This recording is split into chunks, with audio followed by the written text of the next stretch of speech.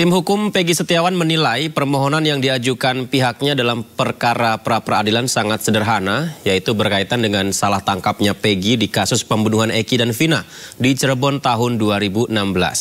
Perdebatan dalam fakta persidangan sama-sama menguji bukti apakah Peggy Setiawan adalah Peggy Peron atau bukan. Akankah Hakim Tunggal Eman Sulaiman mengabulkan permohonan Peggy Setiawan? Untuk mengulasnya kita sudah terhubung bersama Guru Besar Ilmu Hukum Universitas Al-Azhar Indonesia, ada Profesor Suparji Ahmad. Saya sapa, Assalamualaikum, selamat malam Prof. Halo Prof. Halo. Ya, bisa mendengar suara saya dengan jelas ya Prof? Jelas, ya. Baik, Prof, langsung saja pertanyaannya, kalau saya tadi mengikuti sidang pra-peradilan berulang kali yang disampaikan oleh ahli termohon, ini adalah mengenai dua alat bukti. Dengan adanya dua alat bukti maka sah Peggy Setiawan adalah tersangka begitu.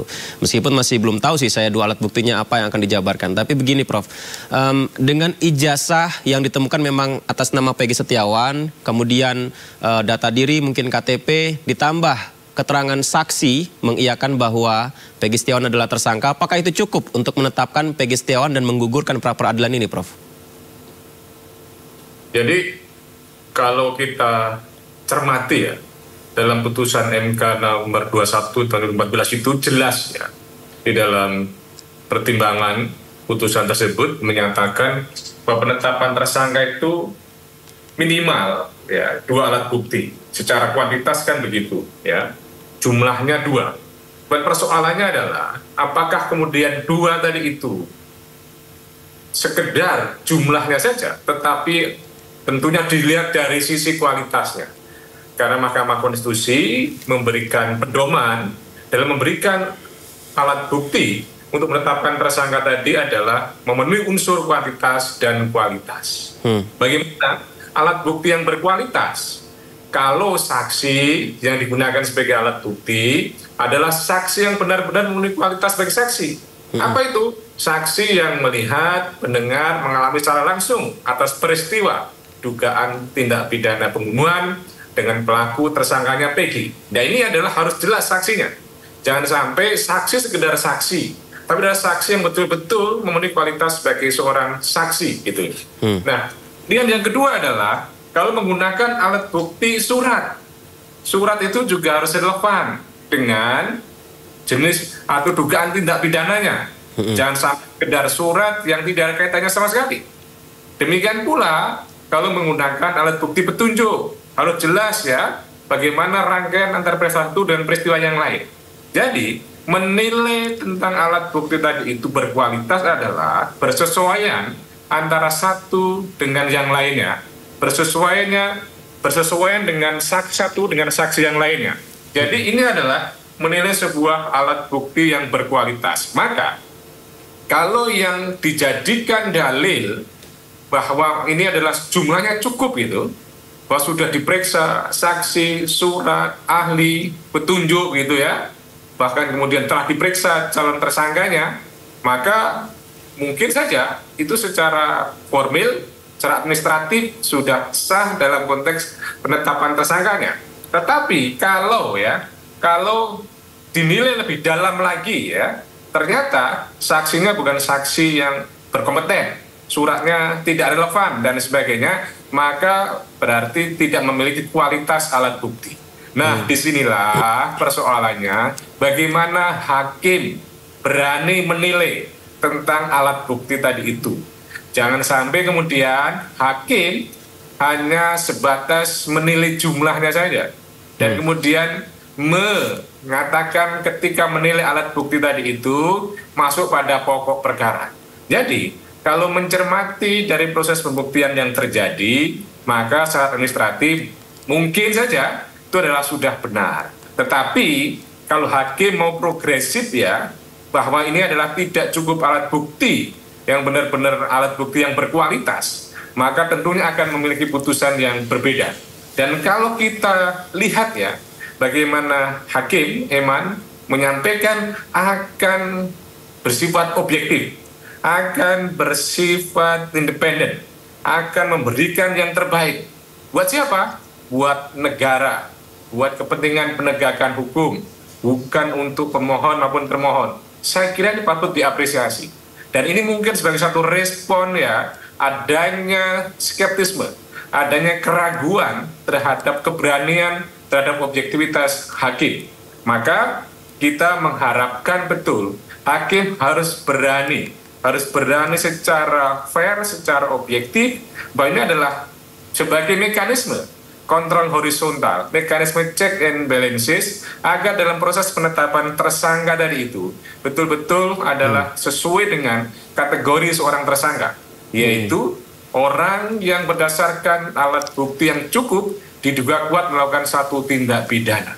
Jadi kalau ternyata dugaan tindak pidana tidak didukung dengan alat bukti, maka mestinya tidak menjadi tersangka. Memang yang menjadi persoalan adalah bahwa di dalam perdebatan persidangan baik pemohon maupun termohon tadi belum secara komprehensif, belum secara substantif gitu ya, mengkonstruksikan tentang alat bukti yang berkualitas itu seperti apa.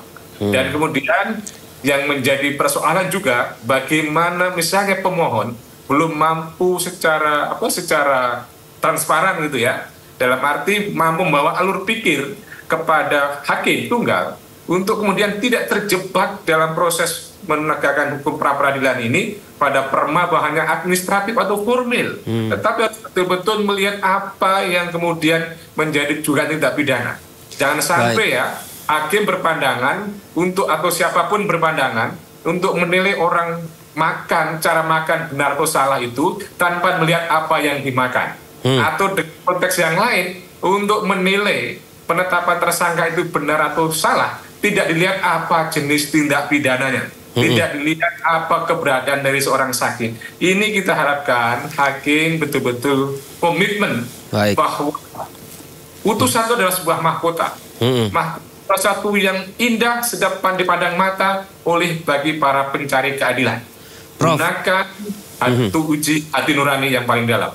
Baik, siap. Kemarin itu ada kesaksian dari istri pemilik rumah tempat Peggy kerja. Saya menunggu, mungkin karena lupa ya, ini kasusnya sudah beberapa tahun yang lalu. Jadi ketika ditanya apakah ingat anak dari ayah Peggy tersebut, maksud saya Peggy Setiawan dengan ayahnya itu ikut membangun rumah tersebut ketika tanggal peristiwa pembunuhan terjadi.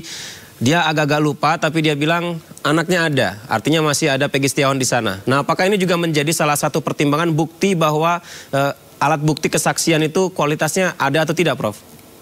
Ya, bahwa dengan keterangan yang disampaikan tadi, melihat secara langsung ya tentang dugaan ya kepada tersangka tadi, maka kalau bisa menyampaikan bahwa memang melihat, berarti itu dari kualitas sebagai seorang saksi, berarti melihat secara langsung. Cuman persoalannya adalah bagaimana konstruksi konteksnya tersangka Peggy ini adalah sebagai pelaku atau sebagai aktor intelektual atau yang menyuruh melakukan tindak pidana.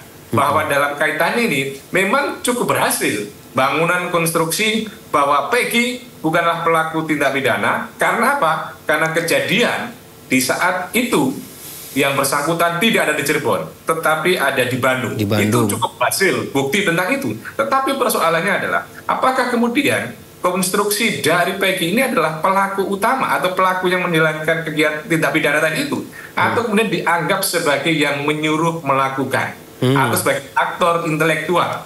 Kalau yang menyuruh melakukan kan memang tidak harus di tempat kejadian, dan ini mestinya yang juga didalilkan bahwa tidak mungkin misalnya tidak cukup alat bukti bahwa Peggy adalah yang menyuruh melakukan tindak pidana karena tidak ada kapasitas, tidak ada kemampuan, tidak ada kesadaran atau tidak ada niat dan sebagainya. Jadi mestinya ini didalilkan juga sehingga kemudian dalil untuk membantah bahwa dia sebagai pelaku, bukan sebagai pelaku karena dia ada tidak ada di lokasi tadi itu, tetapi dalil bahwa bukan yang menyuruh mestinya juga dibantah. Memang persoalannya adalah bahwa cukup berhasil juga bagaimana membangun sebuah konstruksi Peggy Setiawan bukan Peggy Peron, tetapi lagi-lagi yang ini kita khawatirkan adalah bagaimana keberanian hakim itu tidak sekedar menilai jumlah saja, tidak sekedar menilai formalitas sebuah penetapan tersangka.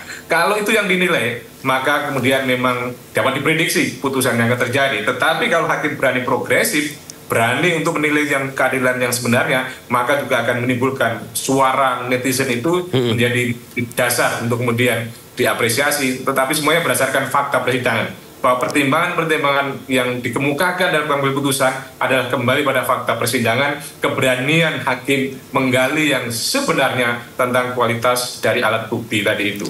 Dari DPO yang disebarkan kemarin, pihak kepolisian menyebutkan ada kondisi fisik, kemudian juga alamatnya begitu, Prof. Dan ini menjadi dalil, salah satu dalil yang disampaikan oleh pihak pengacara Peggy Setiawan bahwa poin-poin tersebut sangat berbeda, baik alamat tempat tinggalnya maupun kondisi fisiknya dan usianya. Apakah ini juga dalil yang menguatkan atau justru masih kurang untuk bisa lebih menguatkan bahwa Peggy Setiawan bukan orangnya? Iya. Pada satu sisi untuk menguatkan tentang dalil error in persona, salah orang kemudian salah tangkap, tidak sesuai dengan ciri, tidak sesuai dengan identitas, tidak sesuai dengan alamat dan sebagainya. Itulah bangunan konstruksi yang kemudian bermaksud ya diyakinkan pada hakim bahwa ini adalah salah orang, bahwa ini adalah error in persona. Yang kemudian persoalannya, apakah ini sebagai dasar untuk membatalkan penetapan tersangka dengan alasan tidak cukup alat bukti.